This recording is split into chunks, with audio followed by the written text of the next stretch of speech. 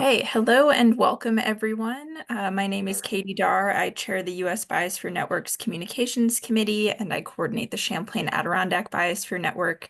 Thanks for joining us today for a special episode of our Biosphere Bites series. Again, this is a dedicated space to support regular exchange between our national and international networks.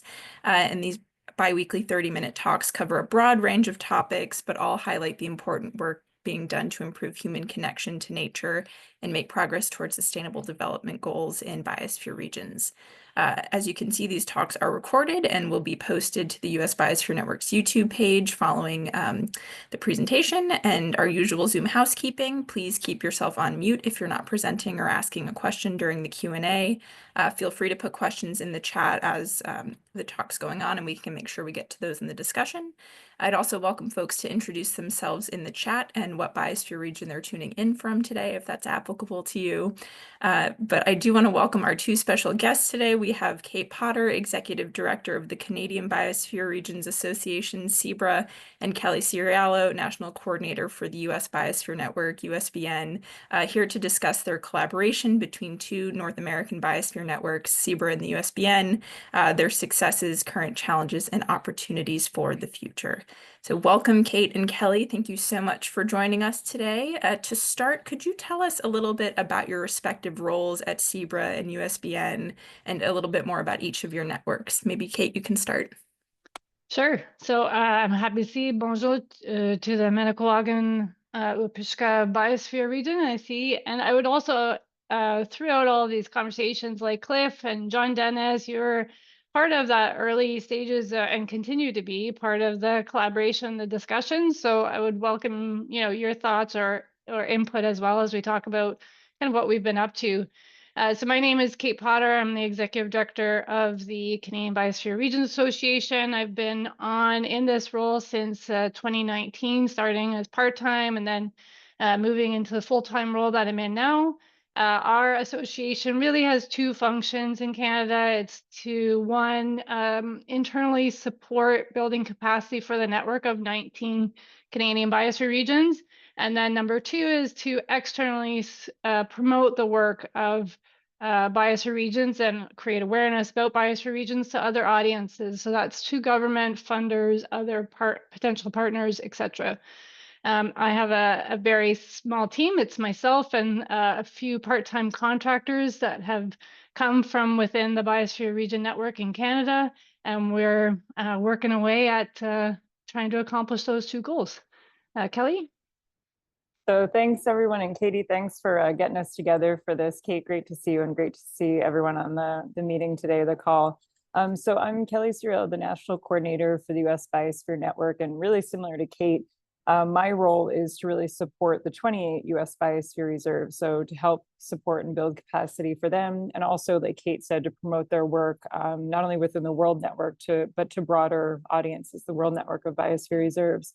And I think the main work that we've been doing, so I work very closely with the U.S. Biosphere Network Steering Committee, our focal point, Cliff McCready, who's on the call today, to really try to raise awareness across the U.S. about what biospheres are. As you know, the national parks are very well known in the U.S., but little is known about the Biosphere Network. So a lot of our work is trying to raise awareness. And I would say, lastly, my role is also trying to support and help the biospheres achieve their three main functions, that biospheres are set out to do. So whether they're doing work around conservation, whether they're doing work to support sustainable economic development, or research and training, what UNESCO likes to call logistics support, which is kind of an abstract term, but I think both Kate and I try to do that, on the network level, and kind of look for opportunities to see good examples of what biospheres are working on each of those three categories, and elevate and promote them however we can. So I think that covers number one. Thanks, Katie. Great, thanks. Can you tell us a bit more about the CBRA and USBN collaboration, what it looks like in practice, and how and why it began? So maybe I'll go first because Kelly wasn't around when it first started, but Cliff and John, feel free to jump in. And just to set a bit more context for the Canadian Biosphere region, so I'm working at the national level. We also have in Canada an organization called the Canadian Commission for UNESCO, and that's the kind of the Canadian arm of UNESCO, and it deals with nominations and periodic reviews and that direct connection to the international community. So we have both organizations kind of working side by side in parallel. I collaborate a lot with them as I do with the USBN. So I had a look in my email, and the earliest email I could, or the oldest email I should say, that I could find was from November 2020. I don't recall how the kind of collaboration started, but it really was around kind of having monthly conversations just to talk about, you know, as two organizations working at the national level of like what the challenges were, brainstorming ideas, like who's done what and what worked, you know, and really kind of just talking, really just having discussions around how we can help our respective networks and how we can help each other. And then, you know, over the years, we've had a few joint applications that we've done. We had one successful through the NAPICA grant, and that had 2 climate interns in the States in American Biosphere Regions and 2 climate interns in 2 Canadian Biosphere Regions. And it was really kind of building a cohort of climate interns and climate discussion. So that was successful, and we're always looking for those kind of joint possibilities to work together with some funding, of course. We've also had, like, I attend these Biosphere Bite meetings or webinars to try and support and learn from the US experience. We also had Cliff come and join us in person for our national gathering that we held in September. It was literally right at the border of Alberta and Montana. So we had Cliff come, and what's escaping me, the Glacier Biosphere region, one that's, sorry, directly south of Waterton. Anyway, so we've had conversations, and we continue to meet. And then Kelly came on board, and it was really like a counterpart to the work that I'm doing in the role that I'm doing. And so we've been meeting every other week just to brainstorm and share and continue the conversations. Kelly or Cliff, do you want to add to any of that? Sure. Yeah. Okay. Well, I just wanted to quickly comment on Kate's mention of the meeting. I think that was, for me, probably the highlight of our discussions, and just digging really deep into what all 19 of the biospheres are doing. And I really appreciated that, as well as the opening of the meeting, which was led by a Blackfoot elder, which I thought was a really nice touch. But getting to meet all of them was really fun.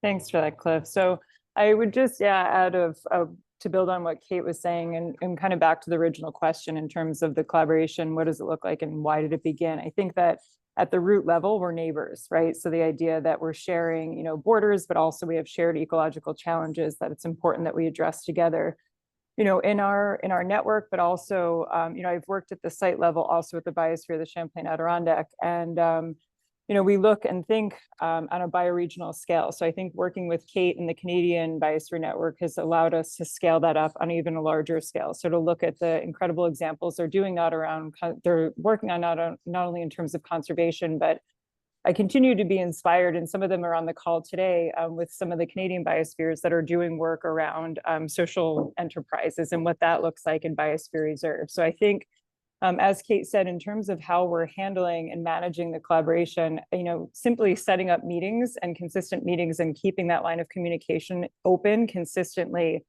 has been the most important thing. And so if Kate or I has a question or is looking for an example of something, and I say Kate and I, but I mean USBN and CBRA, us as representatives for them have a question, we feel like we have a contact to reach out and get some ideas from. So it's really nice to have that level of collaboration. And again, it's really not only trying to build support at the site level, but also network level capacity. So yeah, and I like she said, you know, meeting on that regular basis has been key. So, and I think those regular meetings between us, and we also meet with CBRA and the larger USBN steering committee. So even though Kate and I are meeting on a regular basis, we also set up quarterly meetings with the steering committee. So we make sure that everyone's on the same page. And I think ultimately, that allows us to have kind of broader impact within the world network of biospheres. So. Great, thank you. So you've touched a bit on this already in terms of the value of just being aware of what each network is doing, but what, in your opinion, do you think the most valuable part of this cross-border collaboration is? Kate, you want me to start there? I'll take that and then hand it. Yeah. So, as I was saying, I think that we have, similar kind of challenges, ecological challenges, and also, economic development challenges. And I think by hearing examples and learning, being intentional about sharing, what's working and what's not working has been really helpful. One thing that, Canada continues to be a mentor is that when we're looking at the network level to see how they received funding, how the network is supported, for funding has been an inspiration to us. And as many on the call know, that we're trying to figure out consistent funding support for network level biospheres, but also at the site level. So, talking to Kate and others, throughout the Canadian Biosphere Network has helped see a path of what that can and should look like. So, and then lastly, I would just say in terms of, I'll get into some specific details later in the talk about some project outcomes and successes that we've had. But I think overall, just having that open door for open door policy if we have questions, and sharing knowledge across borders. But I'll come back to specific examples and some of the later questions. Yeah, and I would just add that something that I'm trying to push within the Canadian network is looking at, what are models of success, similar to what kind of Kelly said with the funding piece, but what are models that are successful and how can we scale that up so that the new sites will be starting at, step 3 or 4 as opposed to ground zero. And, the same thing between the US. We were just on a call yesterday, the day before, Kelly, talking about the Youth Climate Action Summit. It's been a successful model that started in the Champlain Adirondacks with the Wild Center. It's been scaled or replicated in the Frontenac Biosphere, so literally across the border in Canada, and we're looking to see how we can scale that across Canada, maybe even North America. Right, so just looking at those models of success, but I can't know about those models that are happening within the States unless we're kind of connecting in and we're continuing that conversation. Thank you. So looking back at this partnership, what would you say some of the most significant milestones from the CBRA USBN collaboration have been so far? I would say, one is still ongoing, and I would encourage you to kind of tune into it. And it not only came from kind of the work that Kate and I have been doing, but also from ground level biospheres, but it's called the Future Forest Reimagined Workshop. We have a member from the Cabin Steering Committee that's on that helped organize that with the Wildlands Network. And it's a collaboration that's sharing ideas across borders, across biospheres in the US and Canada.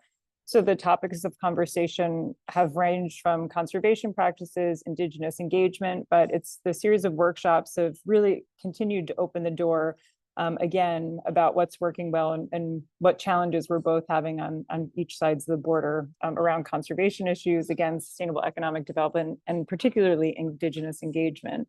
Another, I would say, success and kind of milestone Kate mentioned before, the NAPICA grant. That was something going together for joint funding opportunities has been a goal of both networks to see how we can build capacity and kind of solidify and support some existing projects and efforts that are happening on the site level. So we're hoping to throw our hat in for similar funding opportunities, again, not just to support the networks, but also individual biospheres on both sides of the border. And then Kate just mentioned, I think the Youth Climate Summit has been a great success and something that's certainly scalable, throughout the whole, North American network and hopefully the broader world network of biospheres. So Kate, I'll turn it to you.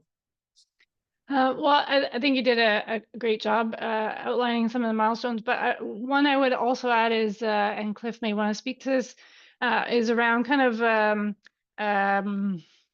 like a shared understanding or support at the international conversations. There have been some conversations where Canada and the US are able to kind of support each other's recommendations. So I think that kind of collaboration kind of starts at home. It starts with some conversations, and then we're able to amplify or support kind of a North America kind of perspective on what biosphere regions need? Yeah, I would agree with that. The UNESCO structure has what's called Group 1, and Group 1 is primarily European members with Canada and the US making a small percentage of the representation. And it's encouraging that Canada through CC UNESCO is reorganizing its Man in the Biosphere Committee, which will be a very very powerful way of participating, and it's something that we don't have in the U.S. Yet, but we have the steering committee of the USBN, the Biosphere Network, acting as sort of de facto national committee. But the important thing here is that North America, and particularly the trilateral relationship with Canada, US, and Mexico, doesn't really have a venue or a platform to that specific as a region to provide input to things like the 10-year action plan that will be developed in Hangzhou, China, leading up to that meeting of the World Congress. And we've talked about how, we can provide input as a region to that, given this current construct of being a part of Group 1, which is primarily Europe. So we're looking forward to that. So even the most successful collaborations are not without some hurdles. What would you say are some big challenges that you've faced in your networks and national Biosphere Region Network collaborations like this? Well, ask how much time have you got? Just a couple minutes. No, I mean, so I joke, but from a national organization in Canada, as a nonprofit, as a charitable organization, it's the common challenges, right? Of like securing consistent funding that's stable, that's long-term, that allows us to kind of plan a little bit into the future. And allows us to maintain the momentum, because a lot of the work that's happening now or seeing like fruition now has actually been the result of many years of relationship development and presentations and whatnot that happened, before my time, as I started, etc. So that kind of maintaining momentum, securing consistent funds is always something that's a challenge for our national network. I would add in, the like building, the raising the awareness about biosphere regions. I mean, I joke that, we're a best kept secret, but we don't really want to be, and we're trying not to be.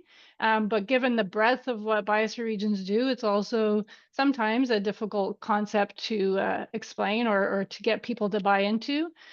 And as a national organization, I would say my members are these wonderful, highly impactful organizations that have passionate people behind them. But they're also really busy running their own organizations at the local level, right? So to get them to look up to the national scale is sometimes a challenge. And I also, in all the work that I do, you need to have kind of a national perspective, but also allow for kind of local contextualization or, being able to put it within the local context. So, there's challenges and benefits for both, but, we're, despite all of those challenges, I think we're making some real strides of moving forward. We just got a new board, a new revised governance structure. We're seeing some of that relationship development come to fruition now. So we're moving forward, and it's pretty exciting to see. So I would echo that on the US level. I think, not surprisingly, from a network perspective, we do share similar challenges around consistent funding. And that's something we've been looking to figure out, and as I mentioned earlier, looking at diverse funding sources. So not just looking at private, but also at the federal level, what that can look like to support, network, but also hopefully site level, if that's a possibility. So I would second that in terms of raising awareness about biospheres, like Kate said. And I think in the US, it's particularly a challenge because everyone knows national parks, but they're not as familiar with the biosphere designation. And I think, we have a volunteer steering committee. So as you were mentioning too, everyone has full-time jobs that's involved with our steering committee. So We have to be sensitive around the time requirements that we have to kind of build network capacity, but then also to support and promote the biospheres themselves. So, and hopefully, like Kate said, you know, we're building strength in that. And we like to say we have a deep bench of a really strong, committed steering committee. So it's exciting to see that progress and that, you know, the commitment to building the network. So yeah, I think it's in a good trajectory. And I think that, you know, even though despite those challenges, you know, with funding and then being volunteer, I think there's a lot of opportunities as we're continuing to build. So Thanks for acknowledging some of those challenging realities. But transitioning a little bit, what are your plans for the CBRA and USBN collaboration in 2025 and beyond? Well, I think from my perspective, it would be continuing the discussions and the potential for collaborations when, you know, appropriate funding opportunities present themselves, and the expansion of those successful models. But I think, you know, looking at the fact that we have the next EuroMab meeting in 2026 is being held at the Mount Arrowsmith Biosphere region, which is in Canada, there's an opportunity for, you know, it's not next year, but, you know, looking a few years out, be able to have some in-person discussions so that the Canadian Biosphere regions and the US can, you know, learn a little bit more or maybe dive deeper. Maybe there's an extra day or something, you know, tacking that on to EuroMab, just so there can be some collaborations. And I think there's also potential not just for like the national organizations to talk to each other, but like looking at different themes like coastal communities, you know, like you guys have a coast, we have a coast, right? Agriculture, like there's different like thematic topics that we could also collaborate on. Right now we have a couple of communities of practice. One is biodiversity, one is climate action, you know, but I'd like to be able to see those kind of build out, and maybe there's, you know, some, the biodiversity one is specifically around a project per se, but, you know, looking at maybe some bigger communities of practice along themes that are, you know, relevant to both sides. I think that would be a great opportunity potentially. yeah, Yeah, I agree. I I'll just jump in real quick. I think that those substantive issues are ones where we can really forward our mutual learning, and I like the climate action one particularly, where we have climate projects in several biosphere regions. And boy, if there's any issue that we need to address urgently, it's that sharing the science and the management of that and how biosphere regions have a place. I'm sorry, Kelly, go ahead. I'll just add to what Kate was saying about the international collaboration. I think in addition to EuroMob, and Kate, I agree, bringing them together at EuroMob and share, you know, kind of having a side event would be an excellent opportunity. I also think in China, like looking forward to the World Congress in Hangzhou, it could be interesting to collaborate and potentially host a joint session around our collaboration. You know, I think there's when I look at the World Network of Biospheres, I know that there's national networks that talk and collaborate. For example, I'm thinking of Sweden and Italy. I know they've compared notes about governance structure of their national kind of committees and how they work and how they're funded. But I think just because of proximity and our neighbors, you know, it'd be interesting to share our model and how that's worked and how we're kind of continuing to build that out. And as Kate mentioned, I think, you know, the plans for 2025, continuing to look for those joint funding opportunities and to support the thematic projects. One thing I had touched on earlier, and I just want to circle back to, you know, Canada is ahead of us in a lot of ways in terms of their Indigenous engagement, not without challenges, but they're making strides. And I think that we continue to look and learn and grow from watching what they're doing. Particularly the Future Forest Reimagined workshops have really brought that issue to the surface and allowed for some difficult conversations to happen around that. So I think continuing to allow for those conversations to happen and having both, you know, networks participate in that would be really valuable. And Kate, I like what you said too, you know, about the themes. You know, again, we have successful examples of models of programs like around climate. You mentioned the Youth Climate Summit. There's also that transboundary climate atlas, but also work being done, you know, across each of the biospheres on pretty important climate work that we can leverage and continue to try to find funding and support at the network level too. So yeah, I think that's that one, Katie. Great. I have one last question, and then hopefully we can turn it out for just a couple of minutes for audience questions. But do you have any advice for other national networks who might be interested in collaborating together, or some tips that you've learned along the way from this growing partnership? I'll start, Kate, if it's okay with you. I would say first and foremost, consistent meetings. I said that at the very beginning, but just setting up those consistent meetings and keeping that line of communication open. So consistency is key, and just knowing that they're there and supportive, meaning the other network, but also the site levels, that there's ways for them to share information, ideas.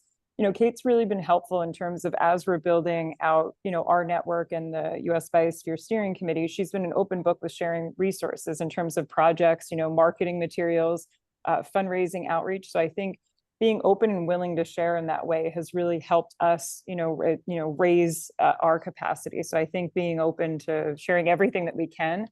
And then lastly, you know, when Kate and I first started talking, it was being really clear to identify the current priorities and then projects. So we were very strategic about saying, okay, what are you working on right now? What's the challenges for you? And then how can we align on both network levels to support those?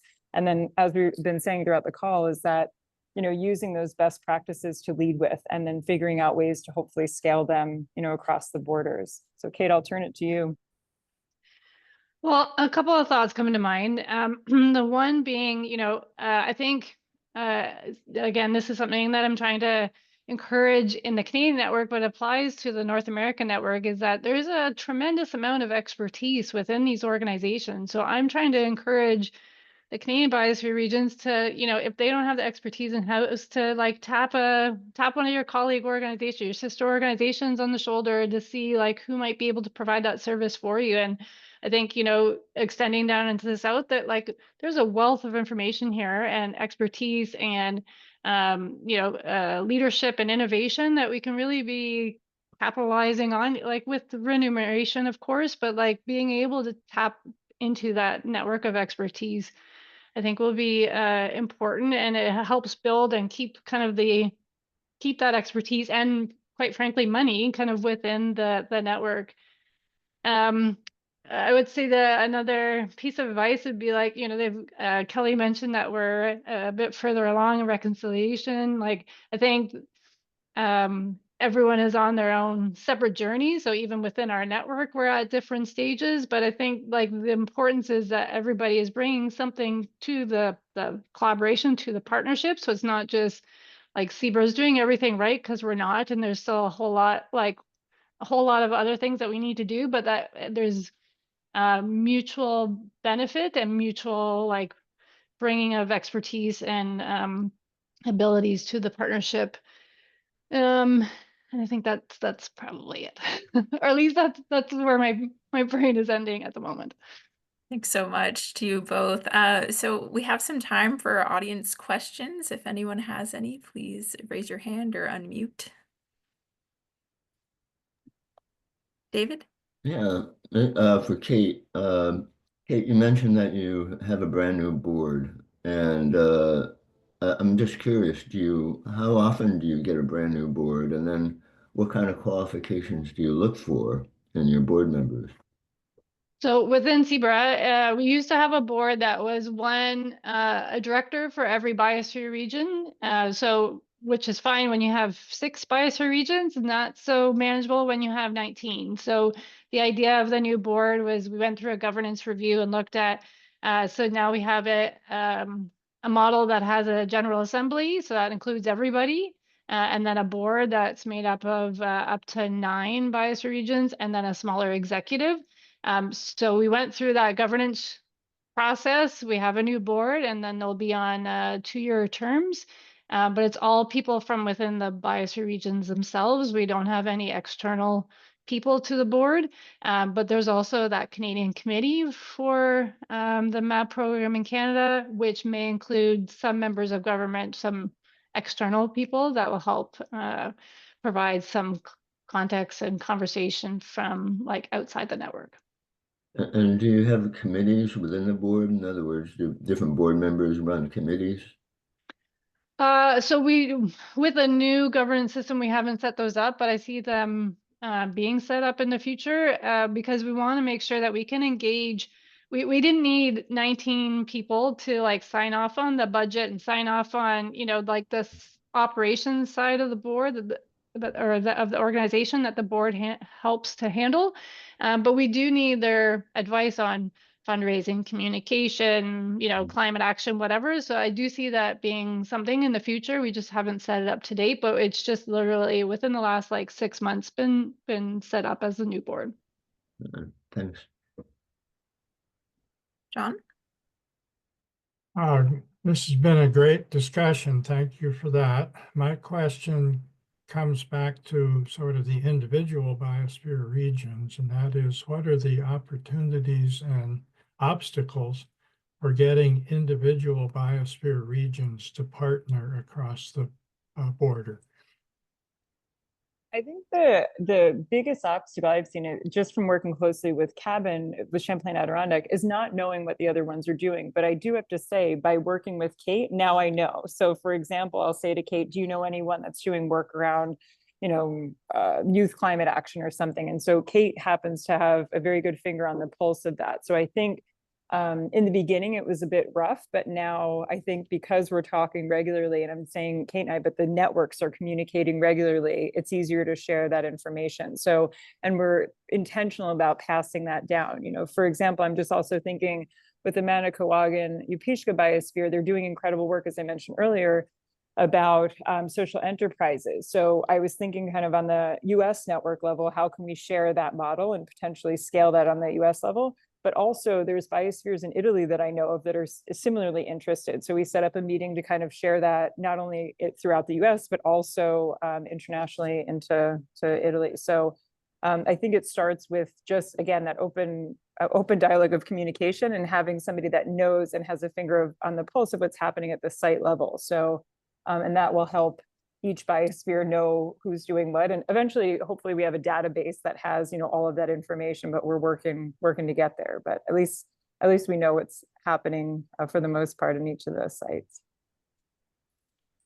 We are past 12:30, so I will thank our speakers today. Kate and Kelly, thanks so much, not only for speaking today, but for all of the great work that you do to advance these two important networks and make sure that we're working together. Really appreciate all of your hard work.